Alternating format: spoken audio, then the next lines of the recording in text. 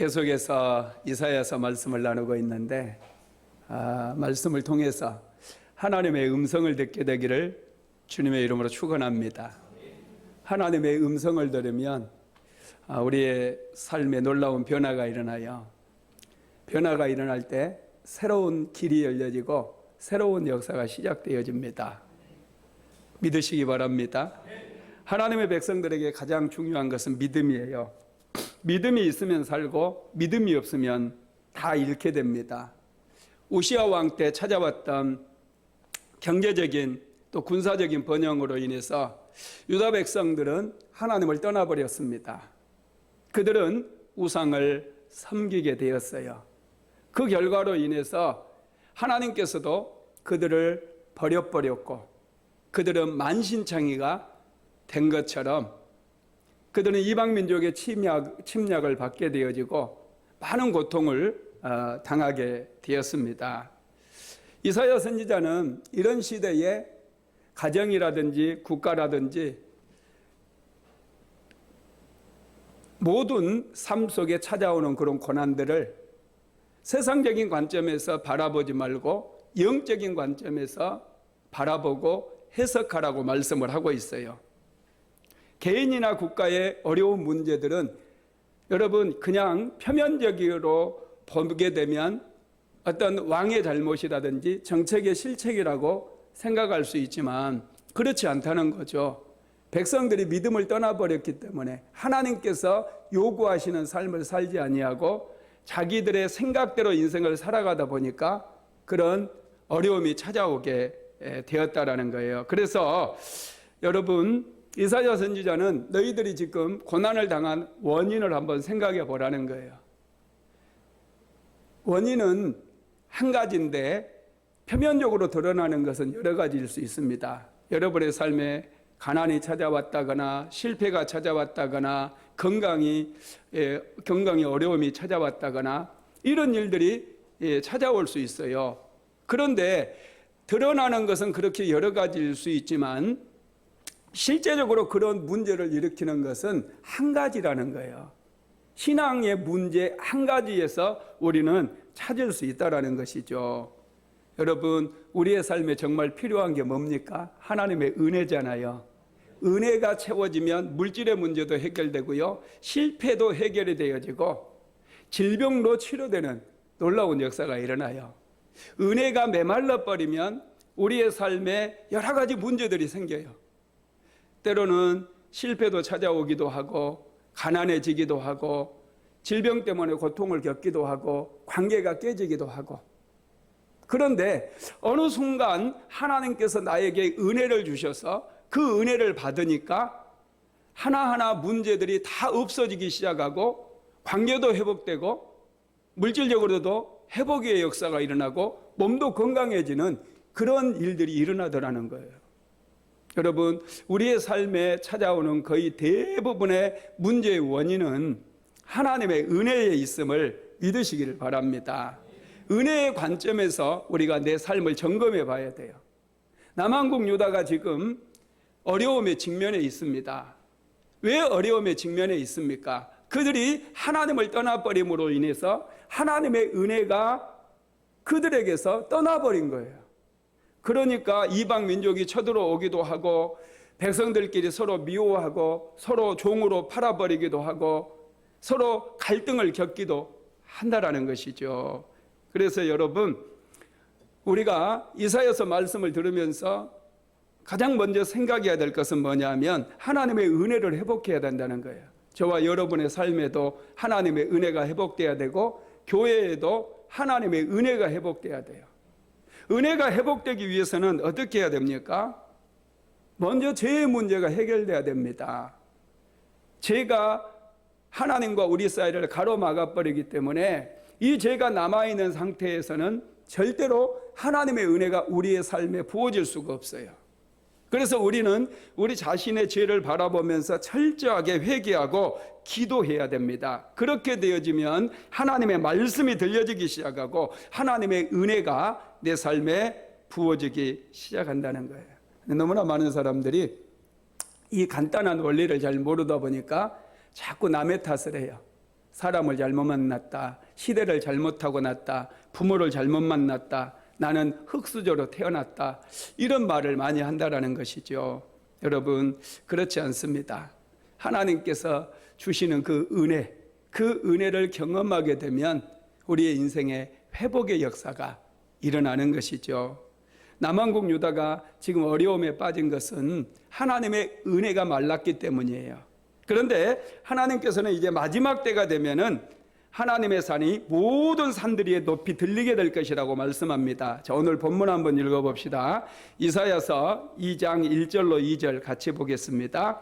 아모스의 아들 이사야가 받은 바 유다와 예루살렘에 관한 말씀이라. 말이래 여호와의 전에 산이 모든 산꼭대기에 굳게 설 것이요 모든 작은 산 위에 뛰어나리니 만방이 그리로 모여들 것이라. 하나님의 백성들은 현재 삶이 어렵고 힘들더라도 하나님의 말씀을 붙잡고 나가게 되면 하나님의 은혜가 임하기 때문에 마침내 여러분 새로운 시대가 열리게 되고 새로운 미래가 열릴 거다는 거죠. 지금도 늦지 않았다는 거예요. 남왕국 유다 백성들이 하나님의 말씀을 붙잡으면 하나님께서 유다 백성들에게 새로운 기회를 주신다는 거예요. 여러분, 인생에는 기회가 많습니다. 인생은 파도 타기와 같아요. 여러분, 파도 타는 사람들 보면 파도가 한번 지나갈 때 그걸 놓칠 수 있어요. 그런데 기다리고 있으면 또 다른 파도가 몰려온다는 거예요. 그러면 그 기회를 잡아서 그 파도를 타기만 하면 돼요. 하나님의 은혜도 마찬가지입니다. 여러분, 우리의 삶에서 많은 기회가 있었지만 그 기회를 놓쳐버렸다고 실망하지 마십시오. 낙심하지 마세요. 인생은 파도 타기와 같아요. 또다시 기회가 찾아온다라는 거죠. 여러분, 그렇습니다. 지금 이사야 선지자가 남왕국 유다 백성들에게 하고 싶은 그 말씀은 너희들이 하나님의 말씀을 붙들면 반드시 새로운 기회가 온다는 거예요. 그러니 너희들은 낙심하지 말고 하나님의 말씀을 붙잡으라는 거예요. 그러면 너희들뿐만 아니라 이방인들까지 너희들을 통해서 복을 얻게 되고 은혜를 받게 될 거다는 거예요. 2절에 보면요, 말이래 여호와의 전에 산이 모든 꼭대기에 설 것이라고 말씀합니다. 이 말일, 이 마지막 때를 얘기하죠. 여러분, 이 말일은 궁극적으로는 예수님께서 다시 오실 때를 얘기를 합니다. 그런데 이사야 선지자가 지금 말씀하고 있는 그 말일은 언제를 얘기하느냐 하면 아하스 왕 때를 얘기할 겁니다. 이 우시야 왕이 죽고 그 다음에 요담 왕이 등극을 하지만 이 요담 왕도 얼마 안 가서 죽습니다. 그리고 아하스 왕이 등장하게 되어지는데 아하스 왕 시대에는 여러분 굉장히 이 주변에 강대국들이 난립하는 그런 시기였어요. 특별히 아하스 왕이 통치하고 있을 때 북쪽의 이 메소포타미아 지역에서 아수르가 강력하게 일어납니다. 이 아수르 왕 디글랏빌라세 2세라고 하는 왕은요 아주 악한 왕이었어요. 주변에 있는 나라들을 다 깨부시고 다 무너뜨려 버리고 영토를 넓히기 위해서 혈안이 되어 있었던 그런 왕이었습니다. 이 왕이 지금 남진 정책을 펼쳐가지고 팔레스타인 땅으로 진격에 들어오고 있는 거예요. 그때 북왕국 이스라엘과 이 수리아라고 하는 나라, 북쪽에 아람이라고 하고 수리아라고 하는 이 두 나라가 연합을 합니다. 왜 연합을 하냐면 이 아수르 디글랏빌라셋이 너무 강력하기 때문에 둘이서 연합해가지고 아수르 제국의 남진 정책을 막자는 거예요. 그래서 둘이 연합을 했는데 둘이 연합을 해도 아수르에 비교하면은 이게 게임이 안 되는 거예요. 그래서 우리가 어떻게 할까 이 두 나라가 고민하다가 애굽을 끌어들이자. 그래서 애굽과 이 반아수르 정책을 만들어서 연합하려고 그들이 생각을 합니다. 그러면서 남왕국 유다 아하스 왕에게 먼저 사신을 보내가지고 우리가 연합을 했다.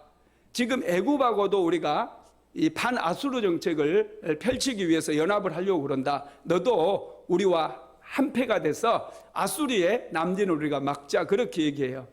그때 이 아하스 왕이요 가만히 이 시대를 분석한 거예요. 지금 자기들이 이렇게 어려움에 빠져 있는 것은 요담 왕 때, 또 우시아 왕을 지나서 요담 왕 때 이 주변 나라와 외교 정책에 실패한 것이 그들이 지금 어려움을 겪는 원인이라고 생각을 하는 거예요. 그들이 지금 이렇게 황폐화되어지고 성읍이 무너져 버린 것은 주변의 강대국들, 가장 힘 있는 사람과 외교 정책에 실패했기 때문에 이런 어려움이 찾아왔다고 생각을 한 거예요. 그래서 아하스 왕이 어떻게 하느냐 하면은 반아수르 정책에 가담하지 아니하고 우리는 너희들하고 외교 관계를 맺지 않겠다. 너희들과 연합하는 게 아니라 우리는 아수르와 손을 잡겠다. 그렇게 얘기를 한 겁니다. 그러니까 가만 보니까 이 조그만한 이 유다가 이 수리아와 이 이스라엘이 연합을 했는데 자기는 연합하지 않겠다는 거예요. 그러면서 자기는 아수르하고 친하게 지내겠다. 그렇게 나오는 거예요. 그러니까 굉장히 배신감이 들잖아요. 그래서 이 수리아와 이스라엘이 연합을 해가지고 이 아수르와 싸우기 전에 먼저 남한국 유다를 쳐버리는 거예요. 그래서 남한국 유다는 굉장히 어려움을 겪게 되어진 거예요. 여러분, 하나님의 백성들은 이렇게 살면 안 돼요. 외교가 강대국과 외교 관계를 맺는다고 해서 그 강대국이 우리를 지켜주는 게 아니라는 거예요. 하나님의 백성들은 살아가는 방법이 달라야 돼요.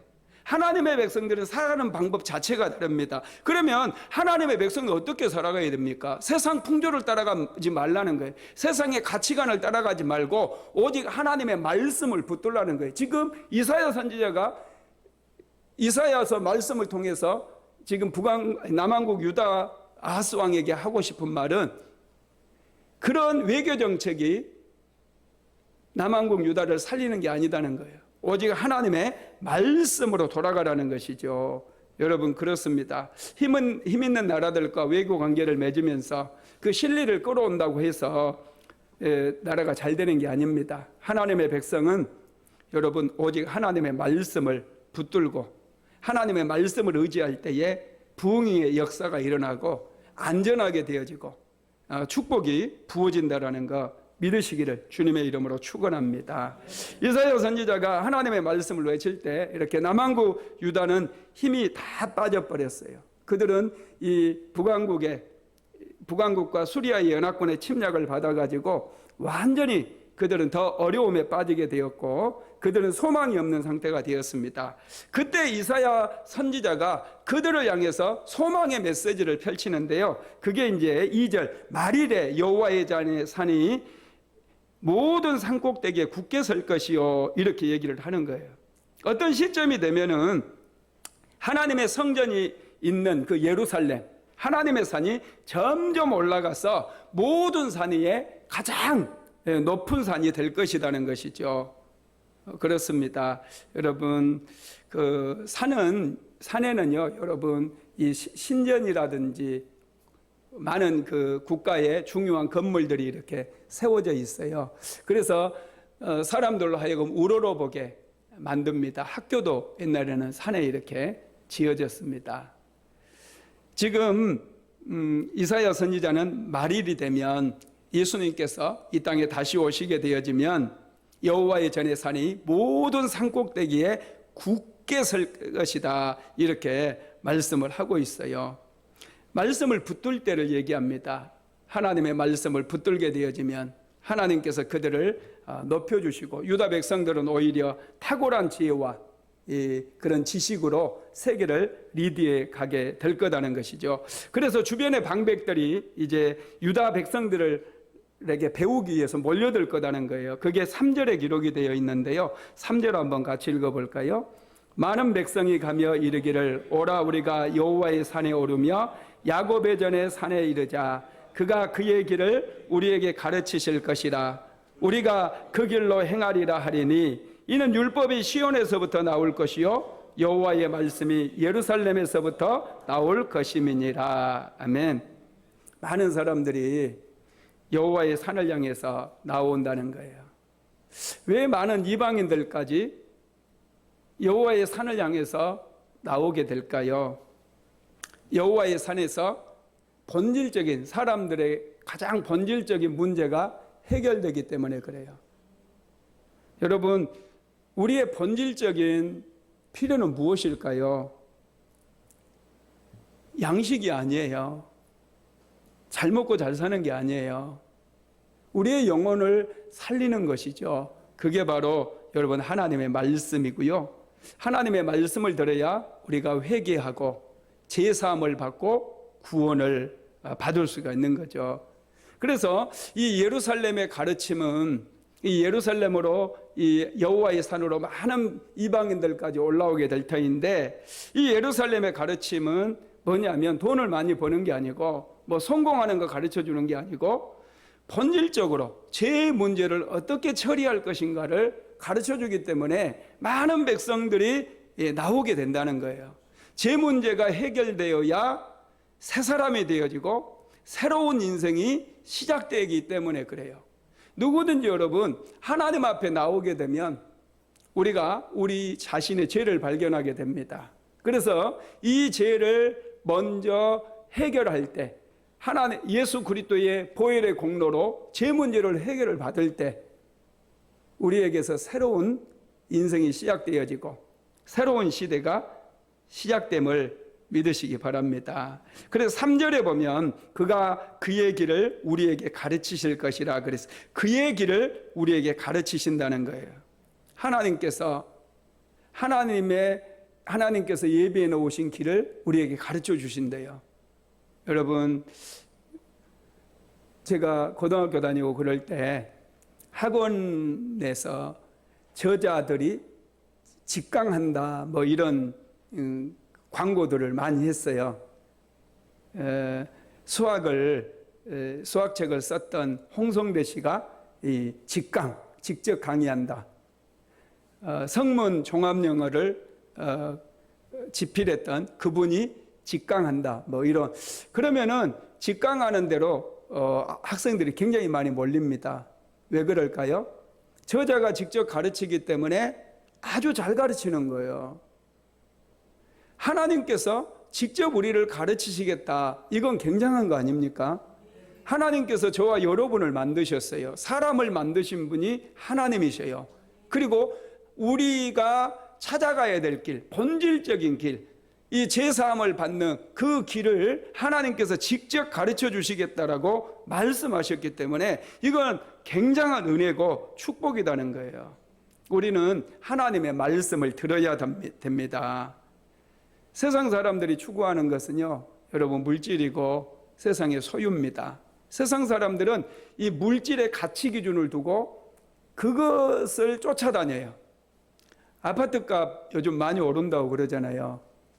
왜 대한민국의 아파트가 여러분 집이요, 대한민국에 지어진 집이 인구 우리 그 한 세대당으로 따지면 오히려 넘쳐요. 100%를 잡았을 때 한 106%가 되어집니다. 그런데 여러분 비어있는 집은 굉장히 많은데 사람들은 그 살 집이 없다고 아우성이에요. 왜 이런 일이 일어납니까? 아파트를 통해서 돈을 벌려고 하는 사람이, 이 소유욕이 많은 사람들이 아파트를 수십 채씩 또는 많게는 수백 채를 소유한 사람도 있어요. 그러다 보니까 없는 사람들이 살려고 하니까 가격이 오르게 되고 너무 힘든 거 아닙니까? 세상 사람들은 이 소유하는 거에 가치를 두고 있어요. 그래서 자꾸 더 많이 소유하려고 그래요. 집도 소유하고 땅도 소유하고 이 세상에 존재한 모든 것들을 자꾸 소유하려고 쌓아놓는 거예요. 그런데 하나님의 백성들은 가치 기준이 달라야 된다는 거예요. 이 세상 것에 가치 기준을 두지 말라는 거예요. 이 세상 것에 가치 기준을 두지 말고 영원한 하나님 나라에 가치 기준을 둬야 된다는 거예요. 하나님의 말씀에 가치 기준을 둬야 된다는 것이죠. 여러분, 그렇습니다. 출애굽한 이스라엘 백성들의 문제가 뭡니까? 하나님께서 그들에게 생명의 말씀을 주셨거든요. 시내산에서 하나님께서 그들과 언약을 체결하셨고 계약서까지 만들어 주셨잖아요. 그들은 하나님 말씀 붙들고 살아야 되거든요. 그런데 그들이 애굽 땅에서 애굽의 가치 기준을 가지고 광야로 나왔어요. 그들은 하나님과 언약 백성이 되었기 때문에 이제 하나님께서 주시는 말씀에 그들의 인생을 걸고 그것에 최고의 가치를 둬야 되는데, 그들은 자꾸 애굽의 것이 생각이 나는 거예요. 애굽에서 먹었던 음식, 애굽에서 입었던 옷, 그런 애굽에 좋았던 것들, 애굽의 문화와 애굽에서 그들이 소유했던 것들, 이런 것들의 가치를 두다 보니까 그들이 하나님의 말씀, 하나님께서 주신 그 말씀의 가치를 잃어버리고 말씀을 잃어버린 거예요. 그러다 보니까 여러분, 출애굽 1세대 사람들은 이 말씀을 붙들어야 새로운 땅에 들어가서 새로운 시작을 하게 되어지는데, 출애굽 1세대 사람들은 애굽의 가치 기준에서 벗어나지를 못했어요. 하나님의 말씀을 붙잡지를 못한 거예요. 그래서 결국 그들은 광야에서 다 죽고 말았다라는 거예요. 출애굽 2세대가 이제 가나안 땅에 들어가게 된 것이죠. 여러분, 유다 백성들 역시 마찬가지입니다. 유다 백성들 역시도 지금 우시야 시대에 경제적인 번영이 있었다고 말씀드렸어요. 군사적으로도 그들이 굉장한 강대국을 이루게 되었어요. 우시야 왕이 상당히 유능한 사람입니다. 농사에도 아주 관심이 많아가지고 이스라엘 백성들로 하여금 풍성한 그런 곡식을 거둘 수 있도록, 그래서 국가의 재정도 아주 풍부하게끔 만들었던 그런 왕이에요. 그들이 풍성해지다 보니까 오히려 하나님의 말씀을 붙잡아야 되는데 하나님의 말씀을 버려버렸어요. 세상적인 것에 그들의 가치를 두게 된 거예요. 세상의 물질에 그들의 가치를 두고 그것을 쫓아가는 거예요. 오늘날 우리 교회 시대와 너무나 비슷해요. 교회 성도들은 하나님 말씀에 가치를 두고 그 하나님께서 주시는 은혜에 목숨을 걸어야 되거든요. 하나님께서 주시는 은혜를 더 사모하고 하나님께 부르짖고 하나님께서 주시는 말씀으로 기뻐하고 감사해야 되는데, 자꾸 세상으로 이렇게 나가게 돼요. 세상 사람들과 경쟁을 하고 이 세상 사람들이 소중하게 여기는 것들을 같이 소중하게 여기고 그곳에 가치 기준을 두다 보니까 교회에 하나님의 은혜가 메말라 버리는 거예요. 하나님의 말씀이 메말라 버리고 은혜가 메말라 버리는 거예요. 그래서 여러분, 구약의 지금 유다 백성들 역시 마찬가지입니다. 하나님께 가치를 둬야 되는데 그들은 쉽게 무언가를 얻으려고 자꾸 하는 거예요. 세상 것을 얻을 때 쉽게 얻고 싶은 거예요. 하나님께 가치를 두고 하나님께 은혜를 받으려면 하나님 앞에 예배도 드려야 되고 말씀도 연구해서 말씀을 통해서 은혜도 받아야 되고 그러는데, 여러분, 가나안 땅에 살고 있는 블레셋 사람들이라든지 또 자기들보다 더 강대국의 나라를 보니까 너무 쉽게 그들이 잘 되거든요. 아수르 제국은 마르둑이라고 하는 신을 섬기는데, 이 마르둑이 여러분 바알 신의 이 전신이에요. 이게 이 마르둑 신이 풍요를 가져다 주는 거예요. 풍요를. 그래서 그들은 강대국을 이루게 되고 이방 나라들을 다 막 무너뜨리고 지금 남한국 유다까지 이업을 하는 거죠. 그 모습을 보면서 그들도 이 우상을 끌어오는 거예요. 아수르의 신을 믿으면 우리도 그렇게 될 것이다. 그래서 우상을 섬겨요. 여러분, 우상을 섬기는 것은 굉장히 단순해요. 우리가 하나님을 섬기려고 할 때 하나님 앞에 늘 기도해야 되고 하나님 앞에 나와서 예배드려야 되고 정말 하나님과 인격적인 관계를 맺으면서 하나님과 동행하는 삶을 살아야 되잖아요. 그런데 우상은 그러지 않아도 돼요. 우상은 내가 생각날 때, 내가 필요할 때 우상의 제단에 그냥 예물 좀 드리면서 우상을 달래가면서 우상에게 뭔가 자기가 필요한 것을 요구하는 거예요. 우상을 섬기는 것은요 굉장히 단순하고 쉬워요. 그런데 하나님을 섬기는 것은 주일마다 예배에 나와야지, 기도해, 목사님 나오면 기도하라고 그러지, 말씀을 들어야지. 이게 여러분 상당히 하나님과 인격적인 교제를 하면서 하나님을 섬겨야 되기 때문에 이게 굉장히 어려운 거예요. 유다 백성들도 처음에는 말씀을 붙들었어요. 말씀 중심으로 살아가려고 하지만 이 돈도 벌어야 되고 직장도 다녀야 되고 하다 보니까 생활이 너무 빡빡하고 힘든 거야. 그래서 아수르를 보니까 마르둑에게 필요할 때만 나가서 그냥 예물 드리고 자기 필요한 거 달라고 하며 마르둑이 주고, 이런 우상 숭배를 끌어들인 거예요. 그러다 보니까 여러분, 남왕국 유다에 오히려 더 큰 어려움이 생기게 되고 하나님의 은혜가 더 메말라 버리게 되었다라는 것이죠. 여러분, 그렇습니다. 하나님의 백성들은요, 하나님의 말씀을 붙들어야 돼요. 그래야 여러분 은혜가 임합니다. 말씀 안에 생명이 있고 말씀 안에 길이 있기 때문에. 그래서 오늘 본문에서 하나님께서 뭐라고 말씀하시느냐 하면, 말일에 여호와의 전에 사니 모든 산꼭대기에 굳게 설 것이요, 이렇게 말씀을 하시면서 예루살렘이 이제 전 세계인들의 주목을 받게 될 거라는 거예요. 왜냐하면 이 예루살렘에 예수 그리스도께서 오시게 될 것이고, 예수님께서 이제 십자가에 못 박혀 죽으심으로 인해서 우리 인생들의 궁극적인 문제, 본질적인 문제를 해결해 주시기 때문에 모든 이방인들이 여호와의 산으로 나오게 될 것이다, 이렇게 말씀을 하고 있습니다. 여러분, 하나님의 말씀이 샘물이 예수님께서 오심으로 인해서 강력하게 터지기 시작했고, 예수님의 말씀이 전 세계로 퍼지게 되어졌고, 그래서 많은 사람들이 실제로 예수님 앞에 예수님을 믿고 구원을 받고 있지 않습니까? 좀 의역을 하게 되면, 비유로 말씀을 해석을 하게 되어지면은, 이 예루살렘은 교회를 얘기합니다. 교회를 통해서, 오늘날 교회를 통해서 하나님의 말씀이 선포될 때에 많은 열방이 하나님께로 오게 되어지고, 이 생명수의 말씀을 통해서 많은 영혼들이 구원을 받는 그런 역사가 일어나게 된다라는 거예요. 그런데 오늘날에 여러분, 교회도 힘을 잃어버렸잖아요. 교회도 힘을 잃어버렸어요. 교회가 시대를 이끌어가지를 못해요. 사람들이 교회 한번 와봐야 되겠다, 교회에 무슨 일이 있는지 궁금해하지도 않고 와봐야 되겠다, 이런 마음도 갖질 않아요. 왜 그럴까요? 교회의 우물이 다 말라버린 거예요. 말씀의 우물이 말라버리고요, 능력의 우물이 말라버렸어요.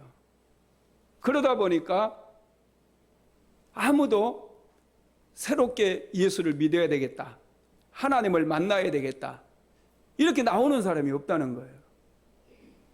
오늘날에는 다시 한번 이 말라버린 우물물이 터져야 돼요. 우리 그리스도인들이 이 말라버린 우물을 다시 파야 돼요. 하나님 앞에 열심을 다해서 기도하고 하나님 앞에 예배하고, 할렐루야, 우리가 말씀을 붙들어야 돼요. 그래서 말씀을 깊이 묵상함으로 다시금 교회에서 생명의 말씀이 터져 나와야 돼요. 많은 목사님들이 말씀을 깊이 있게 연구하고 성경을 깊이 보는 것에 어려워합니다. 힘들어합니다. 놀러 다니는 것은 너무나 좋아해요. 그리고 강단에서 떨어지는 하나님의 말씀이라고 전하는 설교들은 마치 카세트 테이프를 계속해서 반복해서 틀어놓는 것처럼 같은 소리만을 계속해서 조잘거리고 있다는 거예요. 그러다 보니까 점점 영적인 기근은 더 교회를 덮게 되어지고, 하나님의 백성들은 영적인 기근에 시달리게 된다는 거예요. 그래서 신앙이 좋았던 사람들마저도 신앙이 흔들리는 그런 시대가 되어버렸다는 거예요. 이럴 때 우리 교회가 해야 될 일은 능력으로, 성령의 능력을 의지해서 말씀의 우물을 파야 돼요. 기도의 우물을 파야 돼요. 능력의 우물을 파서 이곳에서 깊은 생수의 강물이 터져 나와야 이 민족을 살리고 이 민족의 교회들을 살릴 수가 있다는 거예요. 깊은 샘에서 터져 나오는 이 생수의 강물이 우리 순복음 안디옥 교회를 통해서 이 땅에 흘러내릴 때 많은 사람들이 교회로 나오게 되는 거예요. 생명을 얻기 위해서, 그들의 영적인 기근을 채우기 위해서 하나님 앞에 나오게 된다라는 거예요. 그래서 여러분, 우리는 기도의 우물을 다시 파야 돼요. 아무리 음향 시스템이 좋아도 사람들은 감동하지 않아요. 아무리 멋지게 찬양을 불러대고 아무리 멋지게 목사님이 설교를 쏟아낸다 할지라도 아무도 감동을 받지 않는다는 거예요. 이사의 시대가 그랬어요.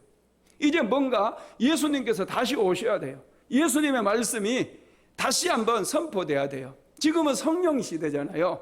지금은 성령의 능력으로 하나님의 말씀의 강물이 다시 한번 터져 나오게 될 때 하나님의 은혜가 임하게 되어지고 백성들이 이 교회 가운데로 다시 오게 된다라는 것이죠.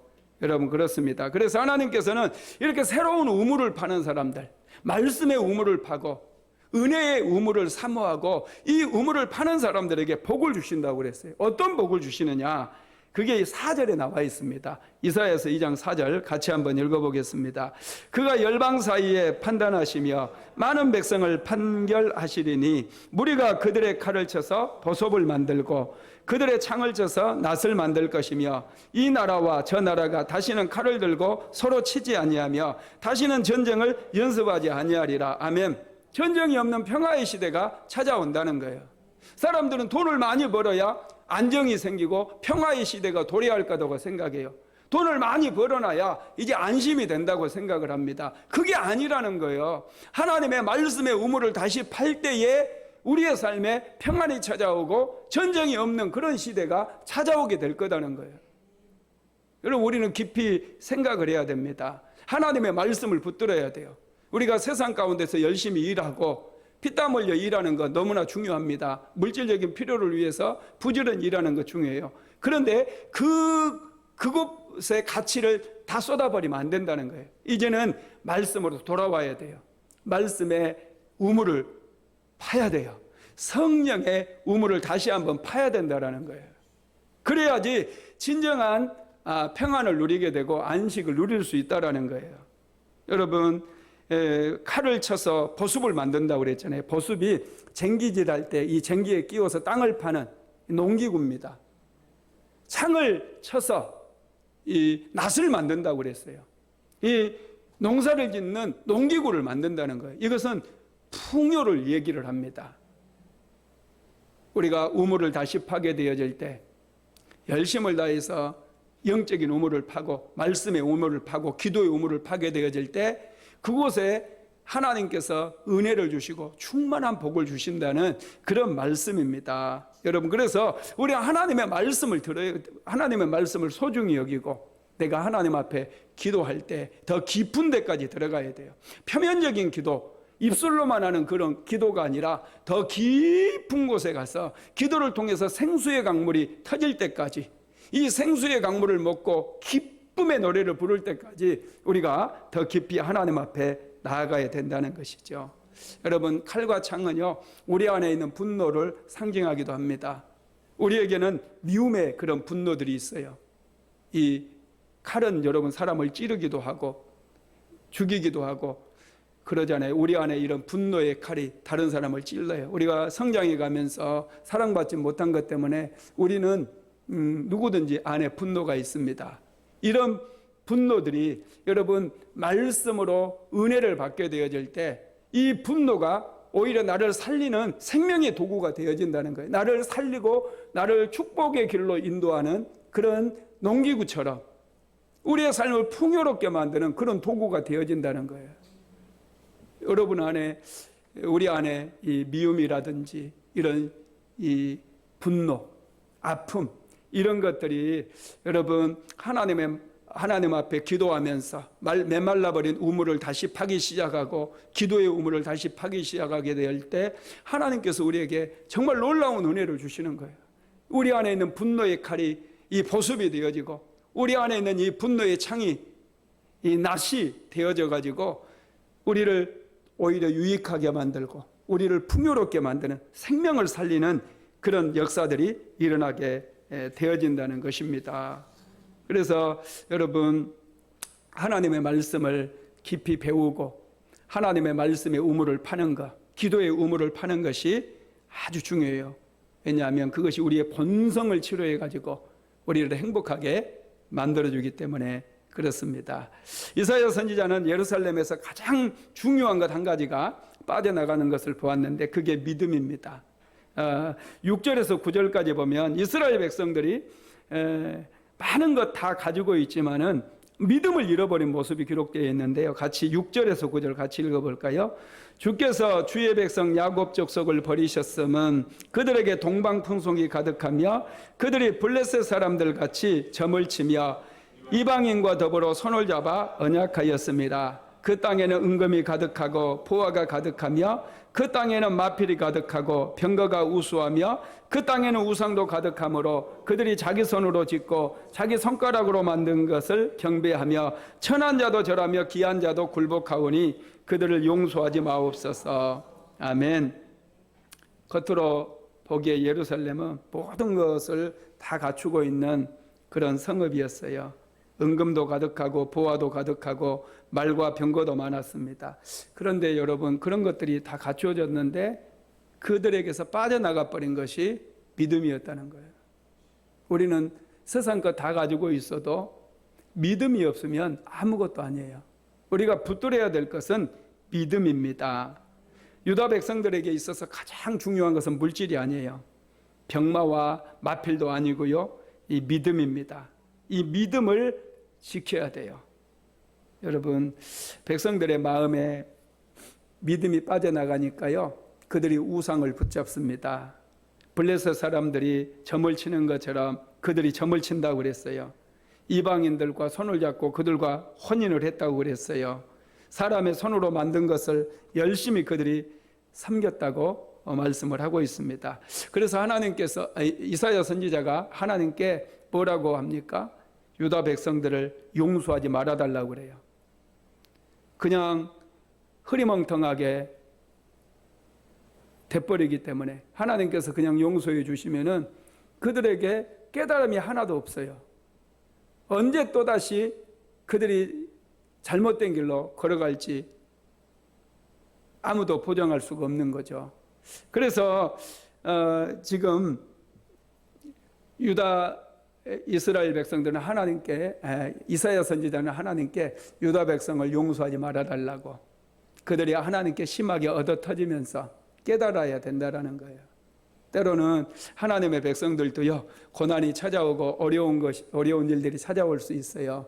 왜요? 우리로 하여금 깨닫게 하기 위해서 하나님의 말씀을 붙잡고 우리가 믿음을 지키는 것이 얼마나 소중한가를 깨닫게 하기 위해서 여러분, 고난이 찾아올 수 있습니다. 이럴 때 우리는 더 깊은 곳에 내려가서 더 깊은 기도를 드려야 돼요. 말씀의 우물을 파야 돼요. 기도의 우물을 파야 돼요. 그럴 때 생수의 강물이 터져 나오게 되어지고 은혜의 강물이 터져 나와서 우리의 영혼을 살리고 무너져 버렸던 남한국 유다가 다시 회복되어지는 그런 역사가 일어나게 되는 것이죠. 그래서 이사야 선지자가 이렇게 외칩니다. 5절 한번 읽어볼까요? 시작. 야곱 족속아 오라 우리가 여호와의 빛에 행하자. 여호와의 빛에 행하자는 거예요. 세상적인 삶의 방식을 버리자는 것이고요. 하나님의 은혜 속에 살아가자는 거예요. 하나님의 은혜를 더 갈망하자는 거예요. 하나님의 은혜 없으면 안 됩니다. 은혜로 채워주소서. 이렇게 나가자는 거예요. 우리가 여러분 힘들고 어려워도요, 용기를 내서 하나님께 기도해야 돼요. 이 시대는 정말 기도해야 되는 그런 시대입니다. 기도가 메말라 버렸어요. 제가 청년 때만 해도 제가 삼각산에 가서 기도하고 그럴 때 정말 삼각산에 기도하는 사람 많았어요. 민족의 영산이라고 불렀어요. 삼각산 입구에서부터 얼마나 많은 사람들이 기도했는지 몰라요. 능력봉까지 올라가면은요, 정말 수백 명의 사람들이, 그 매일 밤 수백 명의 사람들, 때로는 수천 명의 사람들이 삼각산 골짜기마다 진을 치고 이 비누로 하나 둘러 머리에 쓰고요, 밤새도록 그렇게 기도했었어요. 그런데 오늘날에는 물질적인 가치를 추구하다 보니까 그렇게 기도하는 사람들이 많지를 않습니다. 기도의 우물이 말라버리고 말씀의 우물도 말라버리고 그러다 보니까 교회마다 영적인 기근에 시달리게 되어지고 성도들의 삶도 이렇게 무너지는 그런 모습들을 본다는 거예요. 그래서 하나님께서 지금 우리에게 정말 말씀하시고자 하는 것은 이 시대는 다시 한번 부흥의 우물을 파야 된다는 거예요. 성령을 우리에게 보내주시잖아요. 성령을 힘입어서 기도할 때도 성령을 힘입어서 기도하고 예배 드릴 때도 성령을 힘입어서 예배 드리고 다시 한번 기도의 무릎을 꿇고 우물을 파 내려가야 된다는 거예요. 그래야지 여러분 여호와의 빛에서 빛에 행할 때에 그곳에 진정한 평화가 임하고 하나님의 은혜가 부어진다는 것이죠. 그런데 만약에 하나님의 백성들이 말씀대로 걸어가지 않을 때는 하나님의 심판이 임할 거라고 말씀하시는데 그게 10절에서 11절까지 기록이 되어 있습니다. 같이 읽어보겠습니다. 너희는 바위 틈에 들어가며 진토에 숨어 여호와의 위엄과 그 강대하심의 영광을 피하라. 그날에 눈이 높은 자가 낮아지며 교만한 자가 굴복되고 여호와께서 홀로 높임을 받으시리라. 아멘. 그날에 이스라엘 백성들이 이제 하나님의 말씀대로 걸어가지 아니하고 말씀의 우물을 파지 아니하고 자기의 생각대로 계속해서 살게 되어지면 이렇게 어려움이 찾아오게 될 거라는 거예요. 그렇습니다. 여러분, 지금 우리의 문제가 무엇일까요? 대한민국의 문제는 무엇일까요? 진지하게 우리가 고민을 할 필요가 있습니다. 우리는 물질적인 풍요 속에 살아요. 그런데 사람들은 부족하다고 자꾸 아우성해요. 아파트 하나 더 2개 있는 사람은 3개가 필요하다고 그러고 4개 있는 사람은 5개가 필요하다고 그러고 그러다 보니까 집값은 점점점 더 올라가고 있어요. 세상 것에 완전히 마음을 빼앗겨 버렸습니다. 돈이 주는 맛에 마음을 빼앗겨 버렸어요. 여러분, 돈이 주는 낙은 잠시 잠깐입니다. 정말 우리가 추구해야 될 것은 하나님의 말씀을 붙들어야 돼요. 그래야 우리 안에 진정한 위로가 있고 진정한 평안이 있어요.